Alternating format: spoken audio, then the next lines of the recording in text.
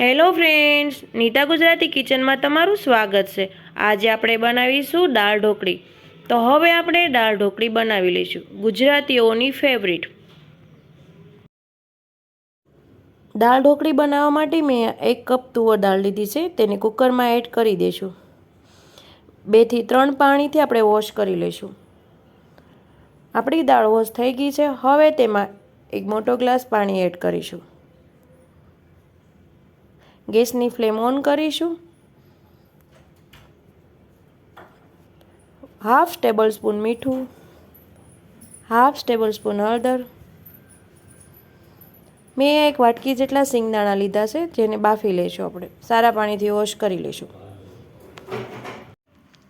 હવે આપણે ઢક્કણ ઢાંકી લઈશું અને ગેસની ફ્લેમ સ્લો ટુ મીડિયમ રાખીશું। 3 વિસલ પાડી લઈશું। આપણી દાળ બફાય ત્યાં સુધી આપણે બાકીના મસાલા રેડી કરી લઈશું।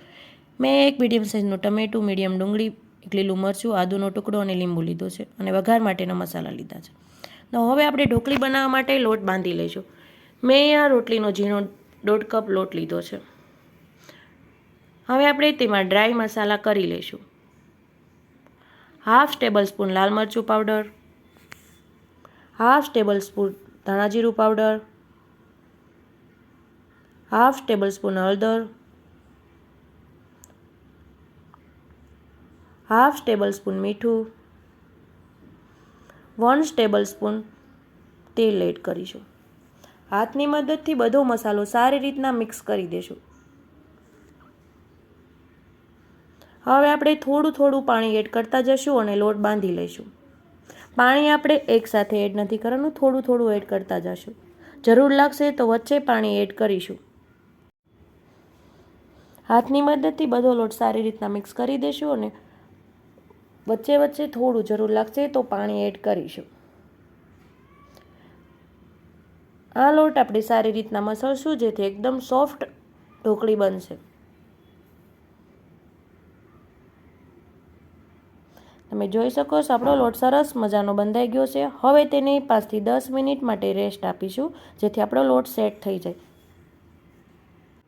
હવે આપણે ચેક કરી લઈશું આપણી દાળ બફાણી છે કે નહીં। તમે જોઈ શકો છો આપણી દાળ સરસ મજાની બફાઈ ગઈ છે। સિંગદાણાની વાટકી બહાર કાઢી લઈશું। ચમચીની મદદથી દાળને સારી રીતના હલાવી લઈશું।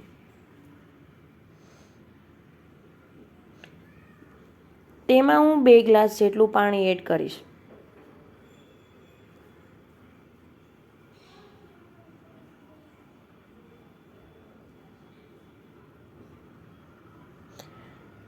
તેને આપણે બ્લેન્ડરની મદદથી ક્રશ કરી લઈશું।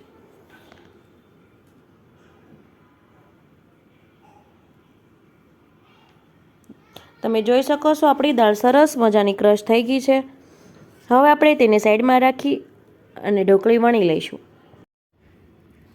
હવે આપણે ઢોકળી બનાવી લઈશું। ઢોકળી બનાવતા પહેલાં આપણે લોટમાંથી ગોયણા બનાવી લઈશું। હું અહીંયા મીડિયમ સાઇઝના ગોયણા બનાવી લઈશ। તમે જોઈ શકો છો ગોયણા સરસ મજાના બનીને રેડી છે। હવે આપણે ઢોકળી બનાવી લઈશું। ગેસ પર એક પેન ગરમ કરવા રાખી દઈશું। કોરો લોટ લગાવી અને સારી રીતના આપણે ઢોકળી માટેની રોટલી વણી લઈશું।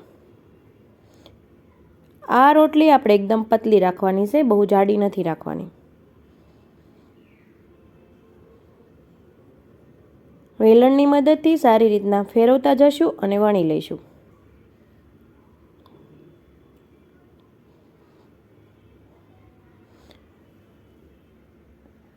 આપણી રોટલી સરસ મજાની વણાઈ ગઈ છે। હવે આપણે તેને છેડવી લઈશું।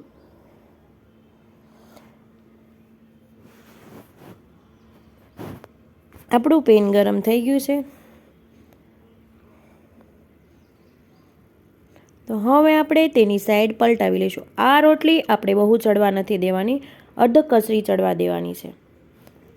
જો આપણે આવી રીતના ઢોકળીમાં અડધ કસરી છેડવીને ઢોકળી એડ કરીશું તો આપણી ઢોકળી સરસ બનશે અને ચીકણી નહીં બને। આવી જ રીતના હું બંને સાઈડ પલટાવી અને શેકી લઈશ। આપણે બહુ થેપલાની જેમ શેડવાની નથી।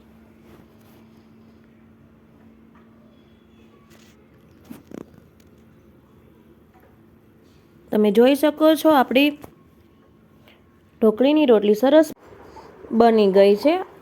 તમે જોઈ શકો છો મેં બધી રોટલી સારી રીતના બનાવી લીધી છે। હવે આપણે તેને પાટલી ઉપર ચાકુની મદદથી કટ કરી લઈશું। આપણે તેને ડાયમંડ શેપમાં કટ કરવાની છે। તમે એકસાથે રોટલીનો થપ્પો મૂકીને પણ કટ કરી શકો। મેં અહીંયા એક એક રોટલી લીધી છે।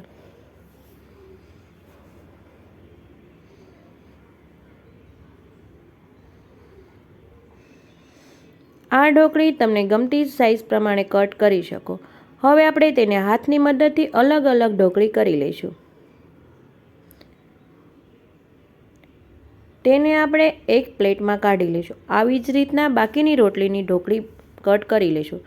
તમે જોઈ શકો છો આપણી ઢોકળી સરસ મજાની કટ થઈ ગઈ છે। તો હવે આપણે વઘાર કરી લઈશું। 2 ટેબલસ્પૂન તેલ એડ કરીશું। આ વઘાર આપણે ઘીમાં પણ કરી શકાય। આપણું તેલ ગરમ થઈ ગયું છે। હવે તેમાં રાઈ એડ કરીશું। 1/2 ટેબલસ્પૂન રાઈ, 1/2 ટેબલસ્પૂન જીરું, 2 સૂકા લાલ મરચાં, 2 થી 3 તજના ટુકડા અને 2 થી 3 લવિંગ,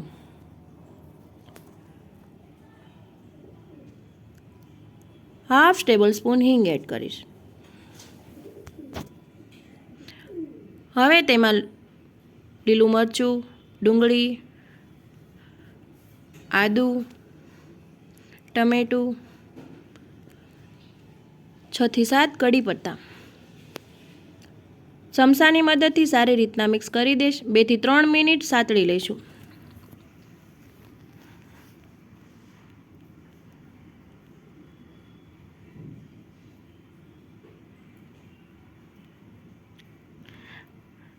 ઉપરથી આપણે 1/2 ટેબલસ્પૂન મીઠું એડ કરીશું। મીઠું આપણે દાળમાં પણ એડ કરેલું છે એટલે આપણે સ્વાદ પ્રમાણે એડ કરીશું। ફરી એક વખત મિક્સ કરી લઈશું। 2 થી 3 મિનિટ થઈ ગઈ છે। હવે આપણે ઉપરથી દાળ એડ કરી દઈશું।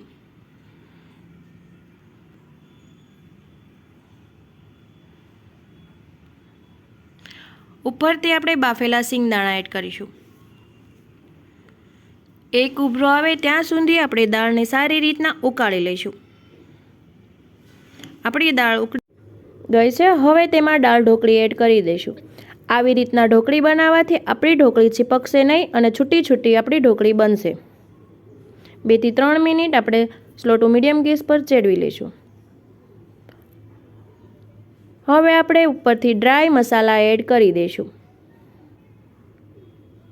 1/2 ટેબલસ્પૂન ધાણા જીરું પાવડર, 1/2 ટેબલસ્પૂન લાલ મરચું પાવડર। મરચું તમારા ટેસ્ટ પ્રમાણે ઓછા વધુ કરી શકો। હવે દાળને ખાટું મીઠો ટેસ્ટ આપવા માટે 1 ટેબલસ્પૂન ગોળ એડ કરીશું। તેને ફરી એક વખત મિક્સ કરી લઈશું।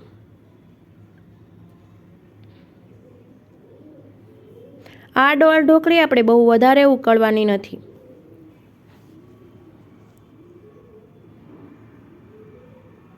ઢક્કન ઢાંકી 4 થી 5 મિનિટ ચડવા દેશું। 4 થી 5 મિનિટ થઈ ગઈ છે। આપણી દાળ ઢોકળી સરસ મજાની ચડી ગઈ છે। હવે આપણે ગેસની ફ્લેમ બંધ કરીશું। ઉપરથી લીંબુનો રસ એડ કરીશું।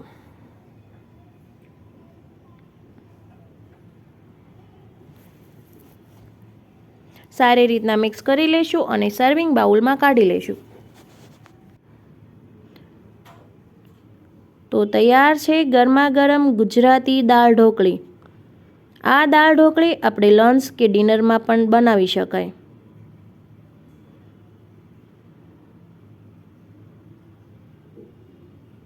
એકદમ છૂટી છૂટી દાળ ઢોકળી બનીને રેડી છે।